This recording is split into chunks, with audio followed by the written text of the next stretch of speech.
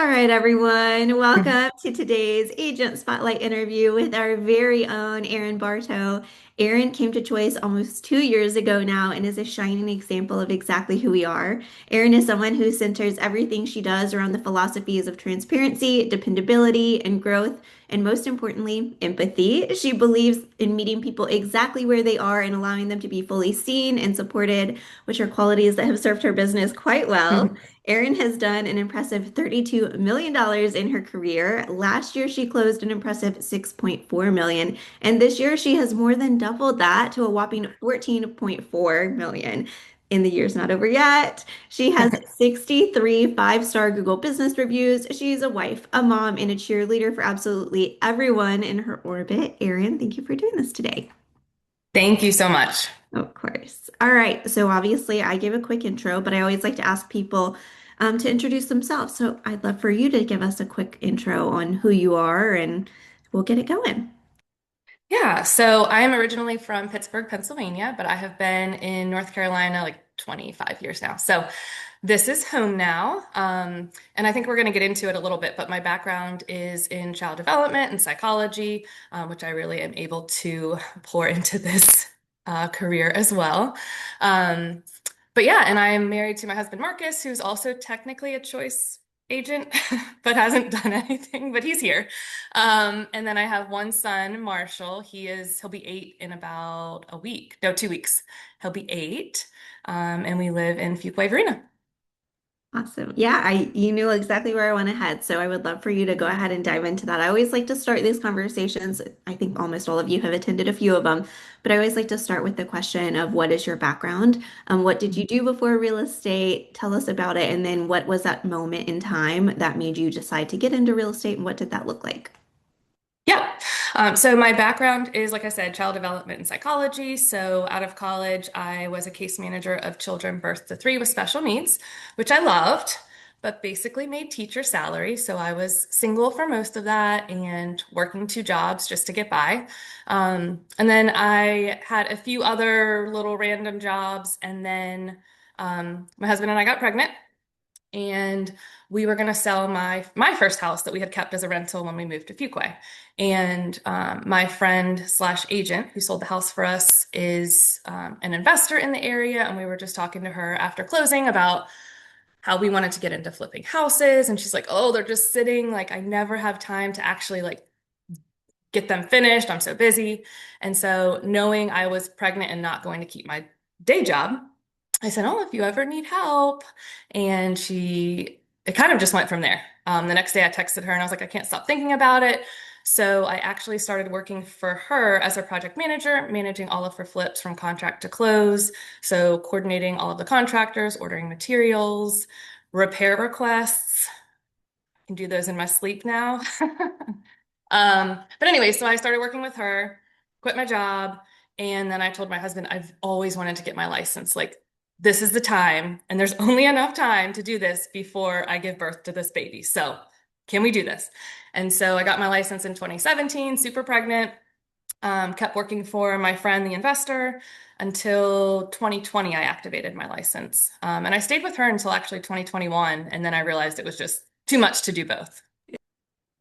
I love that story because, first of all, we think managing a transaction is difficult, but going through the process of managing a flip and dealing with permits and Yeah. subcontractors and talk about quite the experience. And so, I don't know, I'm sure you certainly have plenty of transactions that don't feel like a breath of fresh air, but at the same time, that definitely was a perfect lead up. When we were first talking, you were mentioning your background in psychology, and I just was curious. I mean, obviously, the process of buying or selling is such a psychologically difficult time for anyone who goes through it. And I'm curious, having that background, how do you weave your knowledge or expertise or empathy into transactions so that you kind of hold people where they are and allow them to fully experience all of that while also kind of recentering what are those kind of skill sets that you tap into? And is it something that you do consciously and intentionally, or is it something that just feels like an undercurrent that you use as something to check in with? Mhm. Yeah, I think that it's probably subconscious, but I also would consider myself an empath. So it's like I'm constantly putting myself in somebody else's shoes. Like, how will this feel to them?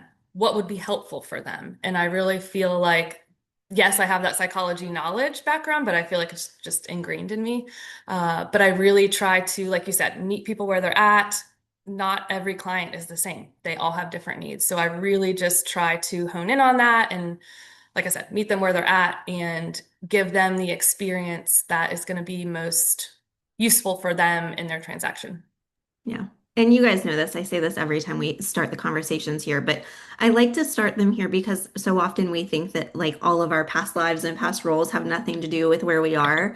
And yet each of us are so uniquely equipped to serve our clients in the exact way that we are because of that background. And the more we lean into that, the more our clients feel it. And there's a reason our path is the way it was. So I always like to hear it and kind of remind ourselves. Um, but one thing we talked about in our pre-interview chat was that leading up to it, getting into the flip business, part of that decision was you were driving like almost 2 hours a day and Hmm. you wanted to make sure you had time for your family. And so I just circle back to that because we talk about having your big why all the time. Hmm. It's something that once you get in it, like that's your reason. And then same thing as our backgrounds, like we're so fast to forget it as soon as a transaction goes sideways. Hmm. And so obviously that can change, but it's important to kind of remember it when that time comes. So you got your license, you started to make that pivot. Another thing you mentioned in our other chat was you weren't sure about your timing because you didn't want to let that person down. How did you decide what that moment was where you were like, I actually have to choose me. Now is actually the time. And was it something dramatic or was it something that you just had to say like, okay, I've decided. What did that transition look like? Yep, yep. So I think the overlap of me activating my license and eventually having that conversation with her, I think was about a year and a half I did both. And I remember I don't think I even told you this in our pre-interview questions, but I actually went out to dinner with some girlfriends and I was very stressed out because I was like, I don't want to let her down. I don't want to let my clients down, myself down, but I was making it all happen. And my friend looked at me and I was like, now is just not a right time because I don't remember what she was doing, my friend that I was working with. I think she was going on vacation or something. I was like, she's about to go on vacation. She's like, there's never going to be a good time. You just have to do it. And so I did wait till she got back from vacation, but I told myself when she got back, I was going to have the conversation. And it was just a phone call. But I told her, I was like, listen, I really, for the longest time, I didn't want to let you down, but I'm going to start letting you down because I'm doing two full-time jobs. Like I can't do this. And so I let her know, and she was super happy for me, and just thrilled that I was going to be able to really focus on real estate. Um, and then I did stay with her, I don't even know, probably too long, like another 3 months or so. So I helped her. I mean, she hired the new person, but I fully trained the new person. That person reached out to me for probably like a year if she had questions. Like I was just so grateful that my friend slash investor like gave me that opportunity. And plus I've known her for like over 20 years. So we go way back. But I didn't want to just leave her hanging. Yeah. And you never know when, you need a connection in the industry and it's Yeah. important not to burn those bridges. But Oh yeah, we still text like every day. So yes. well, I think it's so funny because when we were having that conversation, it's like so easy to get stuck in that loop of being like, I just don't want to let them down. But I Yeah. mean, the people that are truly in our corner want to see us evolve. They want to see us chase our dreams. They want to support us in any way. So I just love that you like gave yourself permission. And then also, I like having these conversations because obviously you knew what to do, right? But like there are many times where we're like, I feel stuck. I don't know when I want to do this. I don't know what I want to do. I don't know what my next step is. And I think it's just so important that we remind ourselves like we do know, like we don't know the full vision, but we know that the Yeah. next step, it's that nagging thing that we like keep putting off. And so like, what if we just did that one thing and then see where that took us? So anyway, props to you. So you got into real estate. Yeah. It sounds like you had a nice transition, but what was your lead source when you first got in? Because I know, it's all about momentum, right? So once you get your clients, you not to say you're good, but it definitely Right. relieves stress. How did you get your first few clients, either during that transition or even after you quit the other job? Yep. So my initial plan whenever I activated my license in 2020 was just to it was really cute. It was just to sell like a house or two a year and just like, oh, just dabble. Well, it was 2020. We all know what happened in 2020. But honestly, the only thing I did was I put a post on Facebook and was like, it's official. I've activated my real estate license. And a handful of people reached out and they're like, hey, I've been thinking about, upsizing and selling our house and, finding a new house. And I think you didn't ask this, but I think it just comes back to how I treat people and I really meet them where they're at. And so people were like, oh, Erin's a realtor now? Like, I think she'd be somebody good to work with. So I No, was very grateful. And that's literally all I did.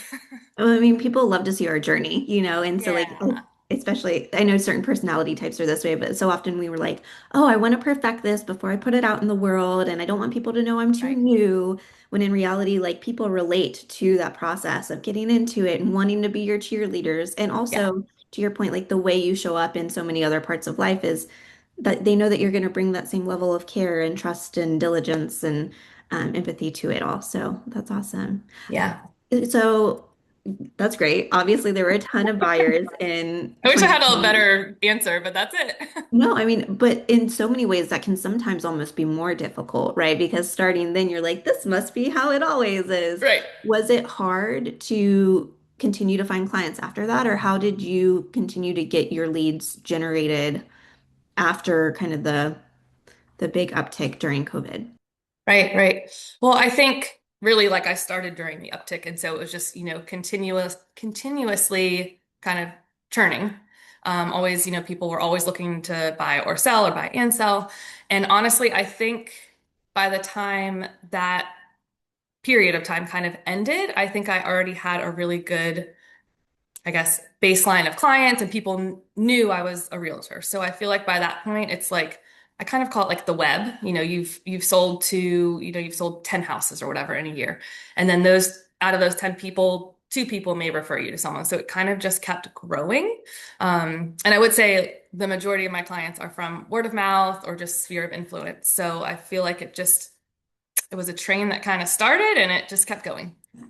Yeah, and I know Brian put out a video on this recently, but it's so true of like the idea of who do people know that you're in real estate? Like, are you posting Right. about it? It doesn't have to be the most polished content, but they do need to know that you are out there doing it. And Yeah. social media is a great way to do it. And just having those tidbits of conversations with the people in your orbit so that they kind of are subtly reminded to keep you front of mind and having conversations with their friends about you.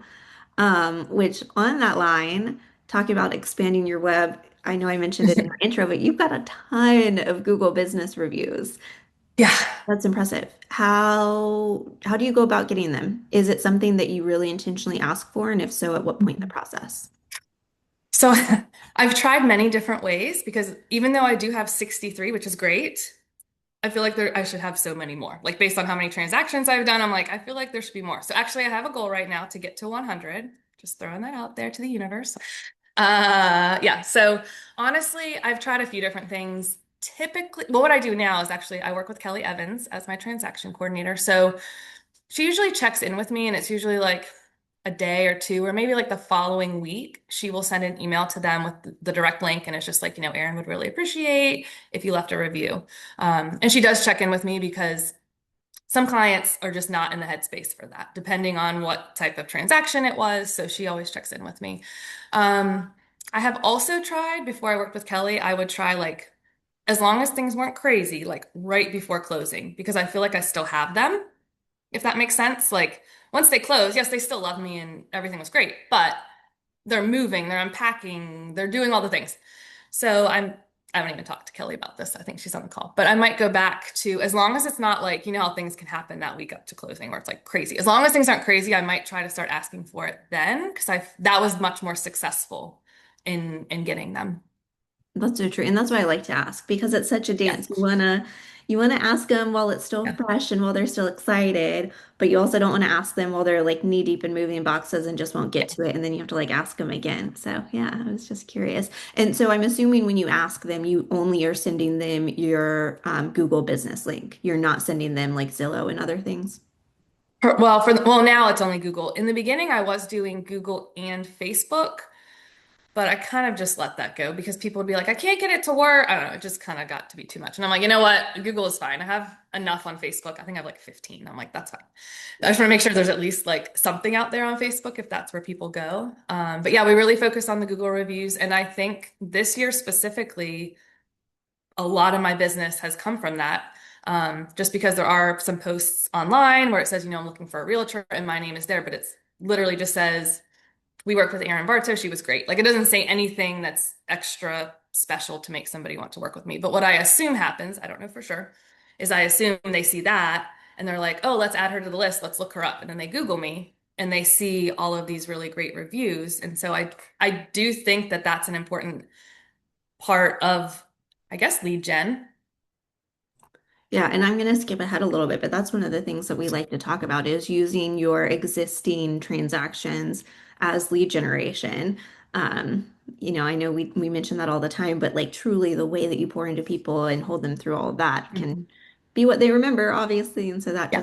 that's often how they provide that word of mouth to their people. So the other thing that you do aside from showing up online, which I do want to circle back to, I hmm want to talk about Instagram in a minute, but I'd love to talk about client events because that's hmm something you've done some of. I know, at least personally, when I think of client events, I'm like, oh, they're such a great idea, but they would take forever to plan. They also feel like a big time commitment. You have to hope that people show up. And so then you're like, and I must have to do a few of them. So never mind, I'm not going to do them. Right. But I think there's obviously like such a delicate dance, and they can be much more manageable. And it seems like you've kind of done a good job of doing that. What are some of the events that you've done, hmm and who have you invited? Yep. So it's funny the way you describe that because, I've been in the business on my own for what, almost 6 years. And so for the first, I guess, 4 or 5 years, I really, literally what you said is how I felt. I was like, oh, that's too much work. And what if nobody shows up? And then once I do them, then I got to keep doing them. So last year at this time, Jennifer Ravenscraft, oh my gosh, I can't remember who the other agents were. That's horrible. But anyways, they planned like a Pies and Poinsettias event and they were looking for a couple other agents. And I was like, oh, okay. So I can just do this with them and it's like more people planning it and they'll invite people too. So it like wasn't as scary. So that was honestly the first one I did. And that was a huge success. I think that went really well. And then I, of course, invited people to the choice one, the extravaganza last year, or this year, sorry, earlier this year. And I've actually only done one other event. My goal is to do two a year. I love people, but also it takes a lot out of me. So I know people are like, oh, do four a year. And I'm like, that's too much for me. So two a year is my goal. And then the other one I did this year was a back to school ice cream social. I think it was the end of August. I think we did it. But I really wanted to pull like giving back to the community as well into the event. So um, I asked people to bring school supplies to donate to what's it called? Tools for Schools. So just some school supplies. And everybody that donated school supplies, I mean, it could seriously be a box of pencils. It didn't have to be anything, monetarily expensive, just something. But everybody that did bring some sort of school supply were entered to win a free 3 night stay at one of my Airbnbs. That's so cool. People love to Yeah. help. People love to be involved. We'll circle back to your investment properties here in a minute too, because that's definitely something we want to talk about. I like what you said about the collaboration because I think that's the other thing, right? Is we know the power of collaboration between agents. We see it all the time here at Choice, but somehow when you think of events, like it doesn't quite cross the same like thought process. You can see it hmm in things like the extravaganza, but just the power of dividing and conquering and also kind of the perception of it being a busy event. So having other people's clients there and kind of that energy Right. helps builds the excitement. So anyway, I love all of that. What would you give as advice to people that are considering doing events if they haven't yet? And also one thing I wanted to touch on, we talked about the power of the communication leading up and afterwards. It's not necessarily all about the event. So I'm curious, what do you do to make sure that people show up, or what are those touches that you're using as a reason to connect with your people again if you haven't recently? Right, right. So I definitely think teaming up with at least one other agent is super helpful because it takes some of the stress off of your back. And like you said, more people show up, so it just kind of it's more exciting, etc. So I definitely think if anybody is scared or nervous to do a client event, that was super helpful for me. What was the other thing you asked me? Oh, how I reach out. So I send the invite via, or I just send like an email to everybody, like an email blast, letting them know. And then some people RSVP, and then the people that I think are likely to come but haven't RSVP'd, I'll like text them. And for whatever reason, it went to their promotions folder, which is so annoying. But I'll usually just text them and be like, hey, did you see the invite? And they're like, what are you talking about? And so then I send it to them. They're like, oh yeah, we'll definitely be there. So it's just kind of following up and alerting people and reminding people of the event. Yeah, and it just feels so good to have a reason to touch base with people. Yeah. And it's not like, oh, I was showing a home in your neighborhood or, oh, I saw your neighbor's house. It just Yeah. feels better. Okay, so you have expanded your web, you've dramatically increased production, which is phenomenal. And yet, at the same time, that can be quite overwhelming if you don't have the systems in place, or the support. And so, doubling production, I'm just so curious. How has that felt over the past year? And then also, what have you done to support yourself? And like, who have you hired? What are the things that you've done to make sure that you feel like you haven't totally lost time to yourself and your family? What are some boundaries you Um, well, that definitely happened this year. So 2023 was a really good year as well. And then last year was just really slow for me. I moved to Choice. I was getting one or two of our investment properties like running. And so I was like, let me just take a little break, but I took too long of a break. And by the time I was like, I'm ready to buy and sell houses, like I was like, where are my people? Like, so it took a while to get momentum last year. But anyways, um, but at the towards the like probably fall of last year, maybe the end of summer, I could see my pipeline was like really full. And so I was like, okay, I like the writing was on the wall. I need to do something before all of these transactions start happening. So I actually reached out to Kelly Evans, and so she has been my transaction coordinator since then. And then this year, I've actually been thinking this for probably over a year, just needing like more support, like an admin. And so I think it was maybe I put a post out on a local Facebook group and was like, looking for an admin to do XYZ. Um, I think that was March. I don't really remember. But anyways, and I hired, her name's Jackie, and she is my admin assistant. And I hired her in April, and she helps me with like all of the things. So she is actually doing my social media now. Of course, we talk about it, but she like creates the graphics and all of that so that because I cannot do that. The one post that she makes would take me like 3 weeks to figure out. I don't know how to do that. It's just I'm not creative. That's not my thing. So she does that, and then she helps me with a lot of the front end stuff. Like Kelly comes into play once something's under contract and helps contract to close. But there's still all that initial paperwork that needs to get done. So buyer paperwork, listing paperwork.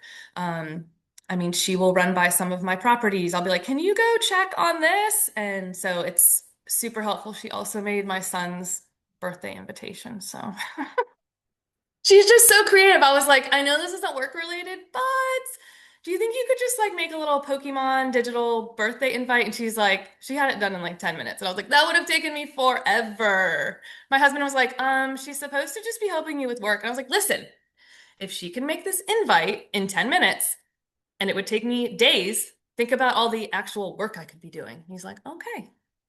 So yeah, she's been great.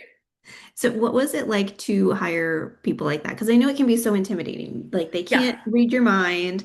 Did you have right. time to like did you see it coming? And so did you make plans and outlining how you like to do things, or did you just kind of piecemeal it and say, like, let's start here, we'll do this together, and once we've tackled that, then we'll move on to the next thing for both of those people, both for Kelly and Yep. your admin. Yep. So for Kelly, it was a lot more straightforward because I wasn't in the throes of it yet. And plus, she already has her processes in place. She's a licensed agent. Like there wasn't as much to explain to her. So that was a pretty seamless process. I think it was sometimes hard for me. Probably she would say still to give things up because I did everything by myself for so long, like everything. Nobody was helping me.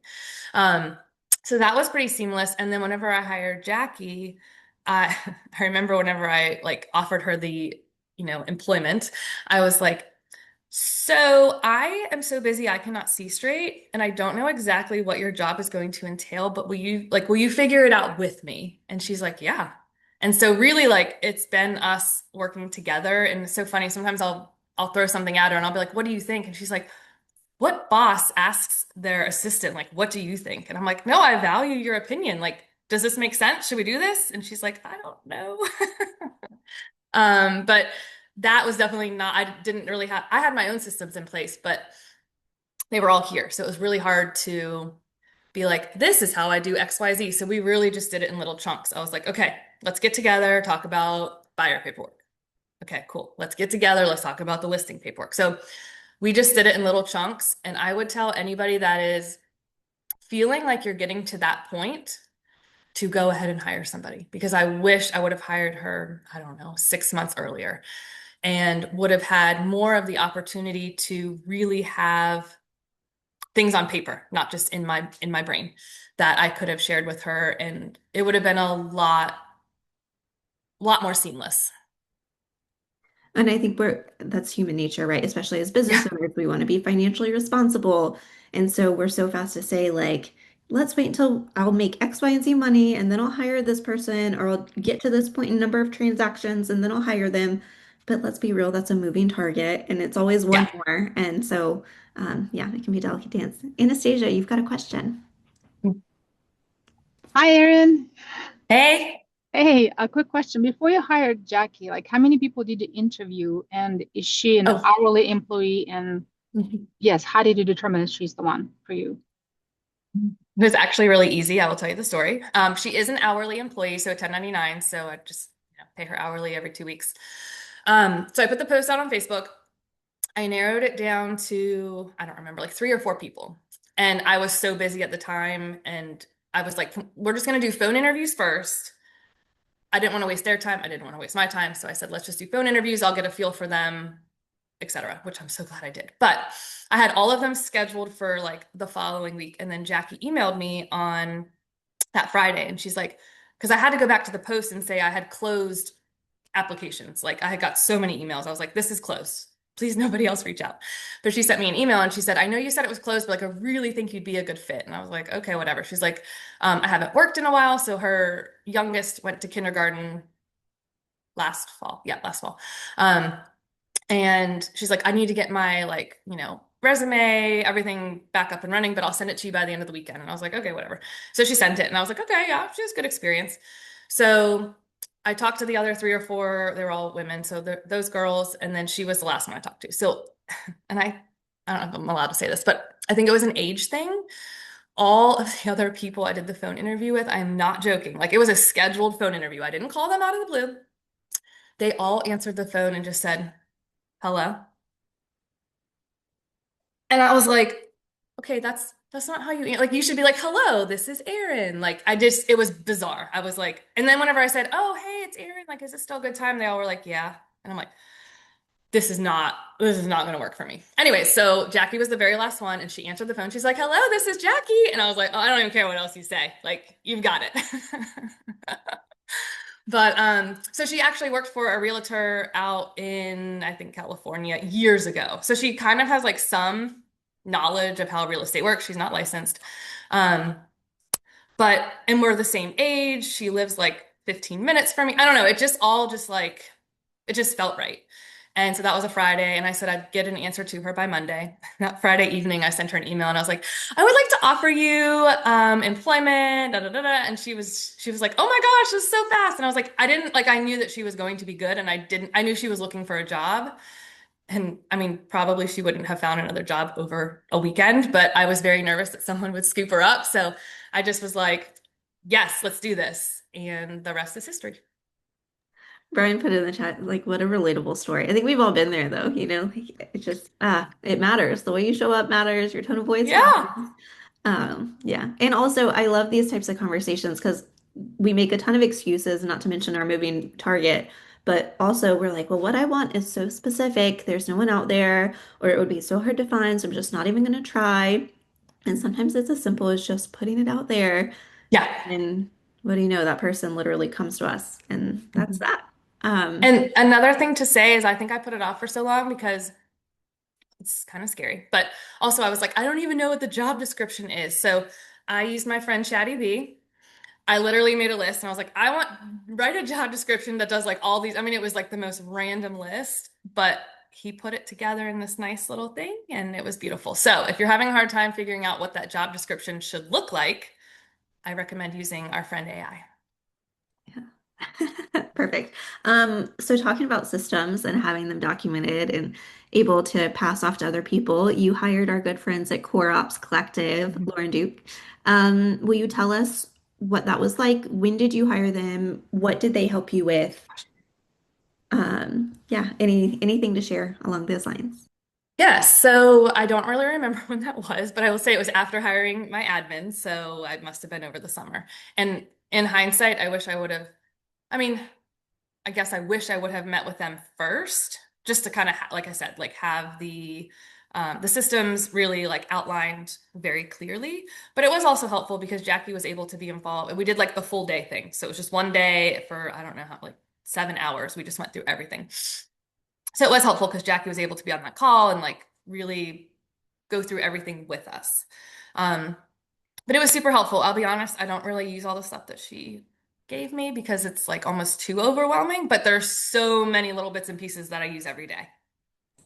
Yeah, and Marilyn put in the chat, who is that? So, Core Ups Collective is a company that focuses on helping agents create systems so that they can scale. So sometimes it's helping you document your processes and just having a home base for all of that information to live. Sometimes it's connecting systems so that they talk together, and can be done virtually through like Zapier and apps like that. But they have a background in real estate.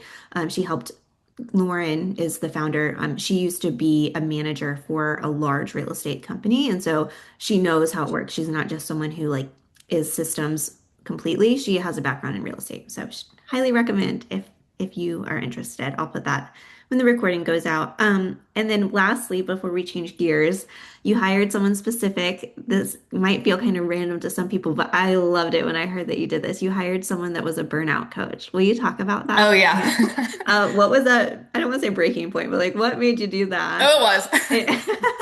And what came out of that?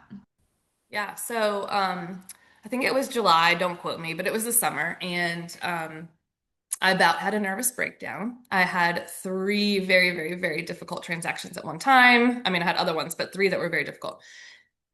And I was just working nonstop, and all three of them were like calling me at the same time. I don't really know how it, but my phone was like blowing up, and I was just like, nope. And I set my phone down and I walked to another room in my house, and I was like, this, nope, nope, nope. And I like laid on the couch for like an hour and was like, I think I need to just quit my job. I can't do this anymore. Like it was really, really, really bad. Um, so that whole day I was just like unwell. But then the next day I got up and I was like, okay, like put your big girl pants on, figure out your life. And so I spent that morning, like I organized my office closet, which I'm not kidding, like I couldn't even keep the doors closed because like stuff was just like falling out. And I was like, I'm gonna do something for me. And I know that's probably not for most people, but I just felt so accomplished doing that. Because I just felt like I was spinning wheels with all my transactions. I think I got a massage that afternoon. Like I just was like, I'm doing things for me. And then the next day, I think too, oh yeah, I went to the pool and I didn't take my phone. I like sat there for, it was probably only an hour, but still, that was huge. And anyways, but I had been seeing this burnout coach show up like on my Instagram feed or whatever, and like she was speaking to me, like speaking to me. So I was like, okay, I am going to hire her. And so I meet with her twice a month, and it's so funny because once I hired her, I was still kind of like crazy, and then it kind of I got like to a slow point, and I was like, "Do I really need you?" She's like, "Yes, because now we're going to set up the systems of when this happens again. What are you going to do about it? You're going to have strategies." And I'm like, "Okay, you're right." But yeah, it's been super helpful to have kind of strategies to use when shit hits the fan, Yeah, I remember you because text. it always does. Yeah, when you're at the pool, you're like, guess what? I put my phone down. I was Oh like, yeah, I forgot I texted you. and then you followed up and said, check out my email signature. Will you Oh tell yeah. everyone about your new email signature and what's in it? So my very first call with this burnout coach, I was like, telling just like, blah. And I was like, I've been wanting to have this email signature where it says like these are my hours, but I'm just afraid because people are gonna see that and then like not want to work with me because I'm not available all the time. And she's like, well, what's stopping you? I was like, I don't know what I want to say. And she's like, cool, we're gonna do that right now. So we did it on the phone. I don't know exactly what it says, but it says like office hours and it says like Monday through Friday, I don't know, 8 to 6 or something. And then Saturday it says by appointment only. And then Sunday is not even mentioned. So I'm like really, really, really, really, really trying to like hold Sunday. Yes, I'm still going to respond to emails and text messages throughout the day, but like I'm really trying not to have appointments.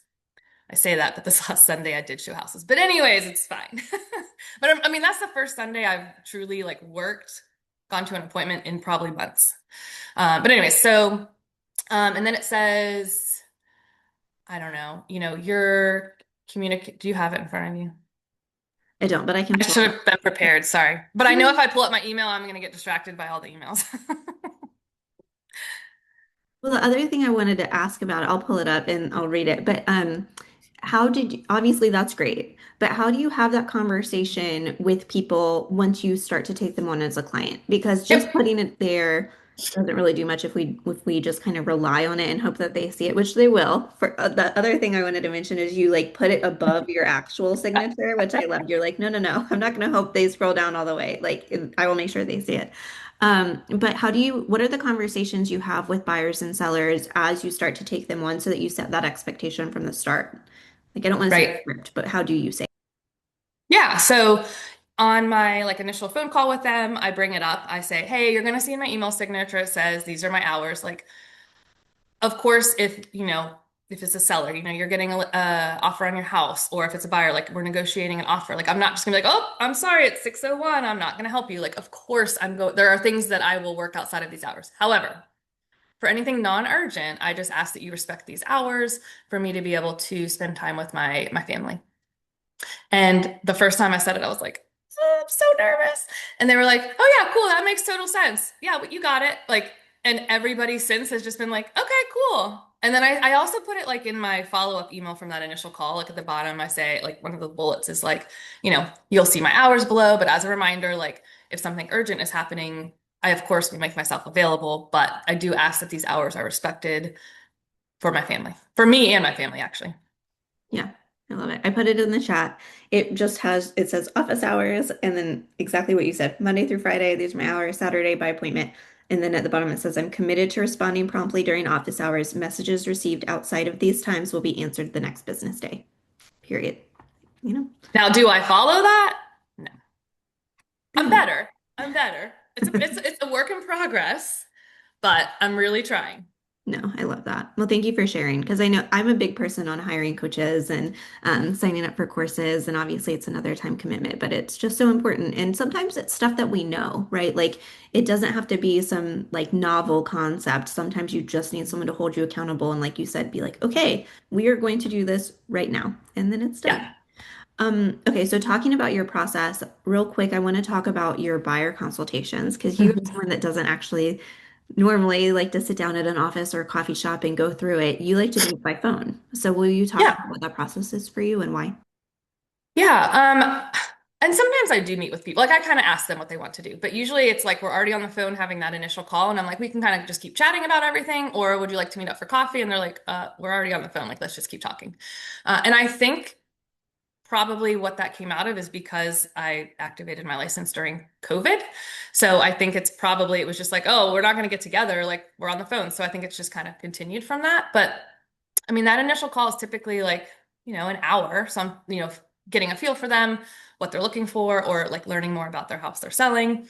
And then I do really like go through the process, talk about other things. And then I do have a follow-up email I send out, which I have like a buyer's guide, which answers a lot of additional questions. And I send them, of course, all the documents.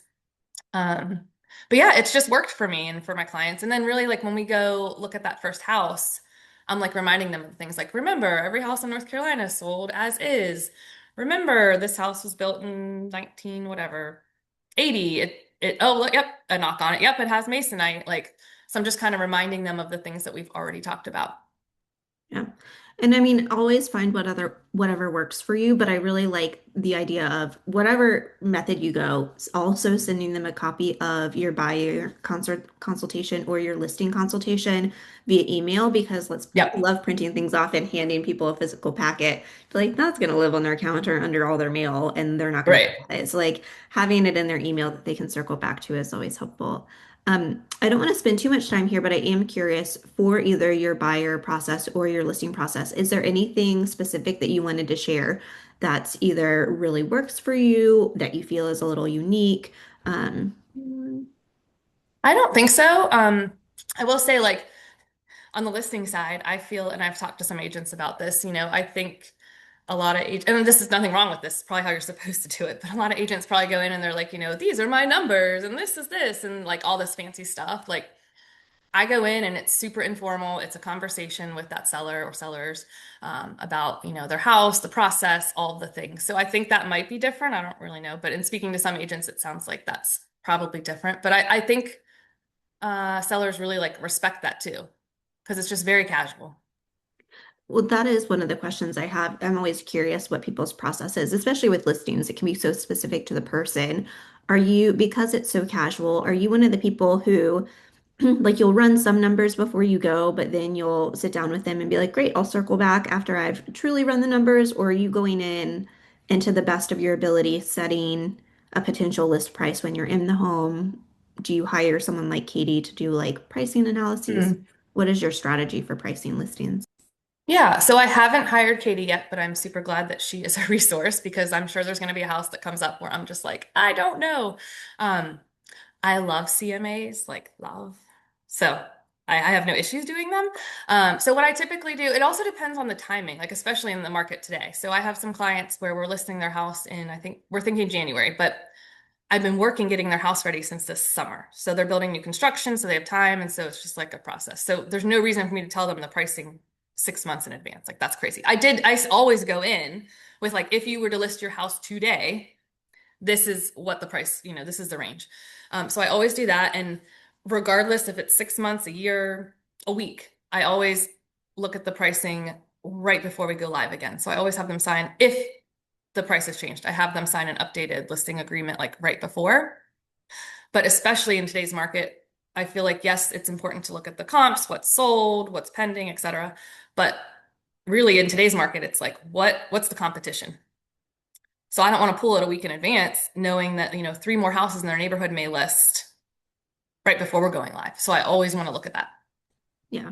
And no matter what we're talking about, like your buyer consultations or this, it's just so important to nurture those conversations Yeah. because everyone just, I mean, we do this every day and it still can be a wild ride. Like they just need to hear this a number of times. And so even if Mhm. you're saying like, well, if it's tomorrow, it'd be this, but we'll reevaluate and like, oh, these homes just sold. So these will go into play when we reevaluate your price. And then, Yep.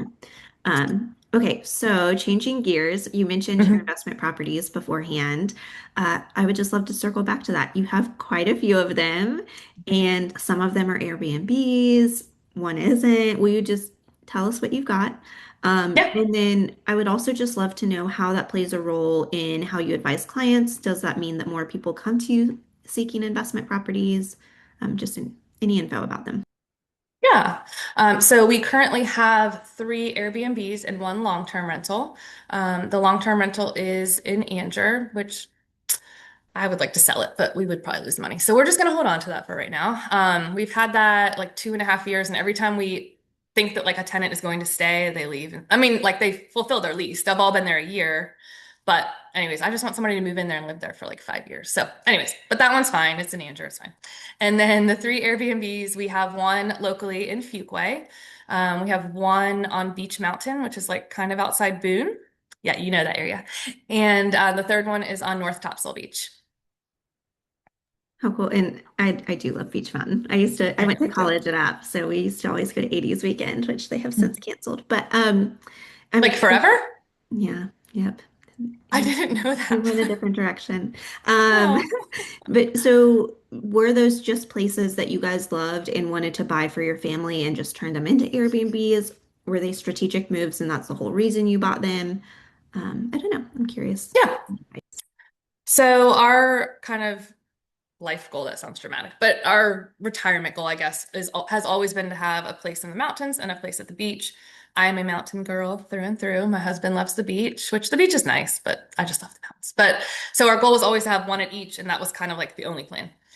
Well, then they started building this building. Anastasia actually had a condo in there as well at one point, but this building in downtown Fuquay back in, I think they started it in 21 or 2020. Anyways, but they started building this condo building. And I was like, huh. Like I ran the numbers and I'm like, this actually makes so much sense. There's one hotel in all of Fuquay and it's not nice. And so many people are relocating here. I was like, this makes, and plus it would be our first Airbnb 10 minutes from our house. Like, this is a no-brainer to me. So that was kind of like I went rogue. But Fuquay, the Fuquay Airbnb is booked almost constantly. Like that is our moneymaker. It's Yeah. so interesting. I wouldn't have thought about that, but I love that. I mean, this is what we say all the time, but like if you think of it like a consumer, then it makes so much more Hmm. sense. And so anyways, Yeah. I know Yeah. Airbnb can be a little like oversaturated, and so having Right. strategy matters. Is there any advice you'd give anyone that's looking to start their own Airbnb? And is that advice that you are sought out to give Yeah. clients? Yeah. Yeah. So I would say like some past clients have definitely reached out, that have potentially like bought a house or sold a house. And they're like, hey, we've been thinking about an Airbnb. So that is something that people reach out about. I don't know that I have actually helped anybody buy one. Yeah, I don't think I have, but like they'll reach out to me for just advice. But a lot of times they are looking at it, they're looking at the beach or mountains, and I will be the buyer's agent for myself in those two markets, but I don't feel comfortable representing someone else. Like if I mess up and I don't know that there's, whatever, something wrong with that neighborhood, like that's on me, that's fine. But I don't want to be responsible for somebody else's demise. And Because then it can also be so hard to predict like bookings. You can be yeah, like, this is going to be so obviously a yes, and then if it's not, yeah. oh, Yeah. And then also the Fuquay condo, I've actually gotten clients from as well, which is super nice. I have a little blurb in our Airbnb listing that says, people come to Fuquay Marina for, multiple reasons. If you are here relocating, like we are, well, since my husband is technically a licensed agent, I'm like, we are licensed realtors and would love to help you. So I have gotten, I mean, probably like two or three. So nothing crazy, but I have gotten a few clients from that. And I've also been able to essentially house clients in it. So like if they're building new construction, but they have to sell first, as long as we know far enough in advance, I can go ahead and like block a month or two, and then they're able to stay there and they love that. so cool. Mhm. Mindy asked in the comments if you could share the Airbnb link for the Fuquay Oh one. yeah. So just send that my way and I'll include it in the Okay. email. Um, okay, a few other questions. Uh, Gina, I think was the one that mentioned this when we first hopped on, but Oh yeah. will you speak to your session with Katrina? And I think most of us Yes. here know who Katrina is, but just for the sake of it, share who Katrina is Yeah. and what you have done with her and how it went.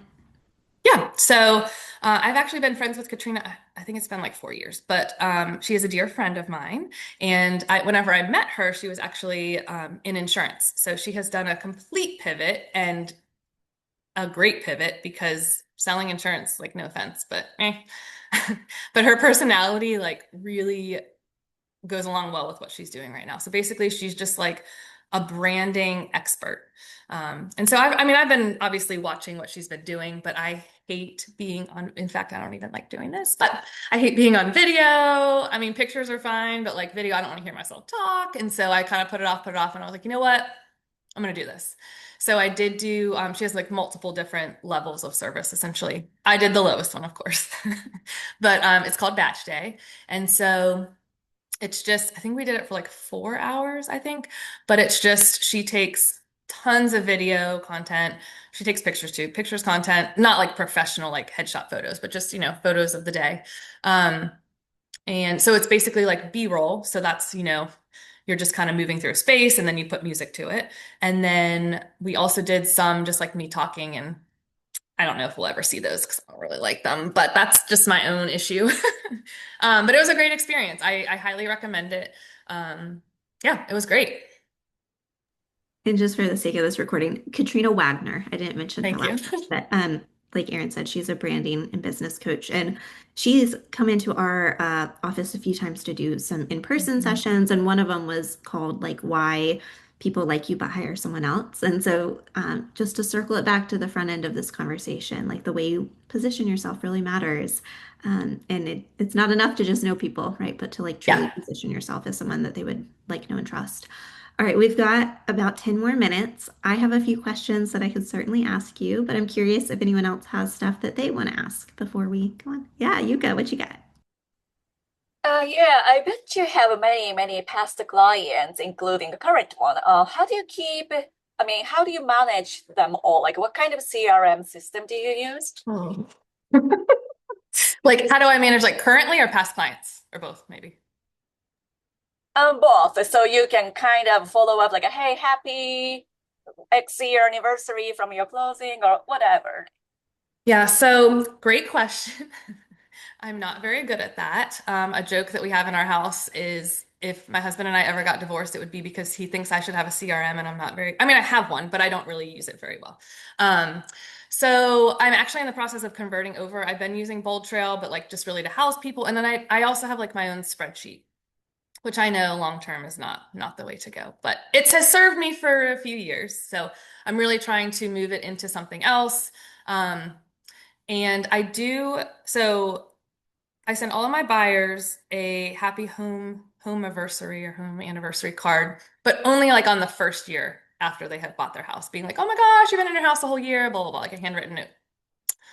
And I don't do anything after that. For their home anniversary. Like I'm always reaching out to my clients. I don't really have a like I haven't really scaled reaching out to them, which is a goal of mine for sure to be doing. But it's really more like, oh, I drove by this ice cream shop that I know you love. Oh my gosh, have you been to blah blah blah lately? Like just thinking about you. So it's very, I just think about it, which is probably not the best way to do that long term. But that is kind of what I do at the moment. But my goal is still to do those handwritten cards like for that first year for sure. And then really tracking more in my CRM to be able just to have like an automatic email go out every year on the anniversary of them purchasing their home or something to sellers if it makes sense. Yeah. Okay, so like you did event in the past, and when you did it, you didn't do your spreadsheet or whatever the system you use, and you just send everybody like an email or something. Yep. So I do have I have a list. So of course I sent it to everybody that's still here. Like if I have a client that I help them sell their house and they move to California, like I don't invite them because they're probably not coming. But if it's anybody local, I just invite everybody.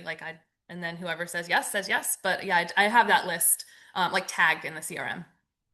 Okay, I'm just curious. Like next week, gonna have cookie with Santa, which, Uh-huh.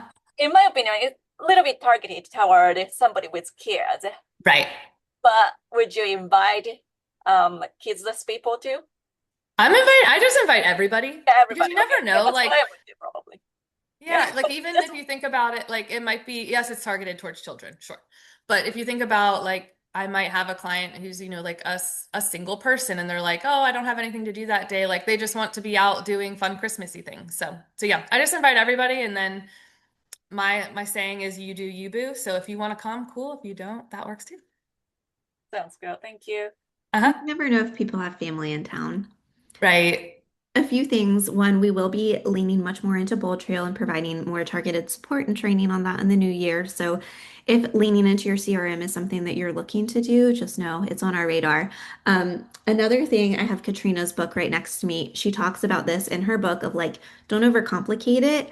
A lot of people are great at remembering things. I'm a write it down person. And in her book, she just mentions the power of in your contacts on your phone, just editing that contact and in the little note section specific to each person, just putting whatever you hear. And I do that for my family. Like if I hear them mention something that they'd want, I'll be like, oh, that'd be a perfect Christmas present for them later. Or someone's go-to coffee order that you hear them mention in passing, or if they like respond to a poll on your Instagram. I did a poll recently of like, what's your coffee order?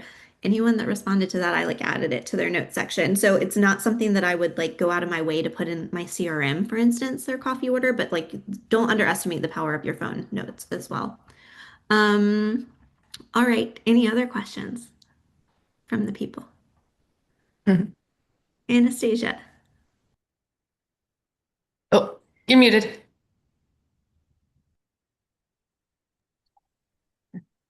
Quick question. Are you trying to stay local to Fuquay and your area, or do you take deals everywhere? Like how did you do it in the past and how are you planning to do it? I guess that's my question. Yeah, that's a great question. So in the past, and still a little bit now, I would say yes to anything. Not anything, but I mean within, 45, maybe even an hour drive, depending on what's going on. But really like starting now slash like 2026, I'm really trying to hone in on like my local area. So of course I live in Fuquay. But I would love to really focus on like Fuquay, Holly Springs, Apex, Cary, and then of course Angier. I do a lot in Angier too. So kind of like northern Harnett County, southern Wake County is really where I'm trying to really focus because I drive a lot. I know we all drive a lot, but I'm kind of sick of being in the car so much. And what does that mean to you to target a given area? We all understand that concept, but how do you do it tangibly? How am I going to hone it in? I Yeah, have like, no idea, honestly. okay. I do. So like if somebody reaches out tomorrow and says, "Hey, I want to buy a house in Wake Forest," like I'm going to start referring those out. Mm, And not that it's that far, but if I take that, then I might not be able to take one closer. So it's like I'm really going to try to be more intentional. And also I'm focusing, we've only done like I think one, but we're gonna like my admin assistant, we're gonna start focusing on my social media, being like, what to do in Fuquay, what to do in Cary, like really focus on these areas versus like what to do in Chapel Hill. Like that's just, yes, I'll go there, but I don't want to be going there all the time. great point. Um, One question I did have, I mentioned this at the very end of things in our pre-interview chat, I think, but I was clicking around and I saw you now have a website. Oh, so I've had a website since I came to Choice. Oh, I don't think well, I knew you had like the Bold Trail one, but I hadn't noticed your, Oh yeah. when did Because I you actually notice had that it at and how my did you do it? I actually had it at my previous firm. I mean, I had just set it up myself, but I remember whenever I moved to Choice, I had to like go back to whoever set it up for me, and I was like, can you change everything that says this to this? Um, but yeah, I actually had somebody set that up. I don't know, maybe in like 2021, maybe.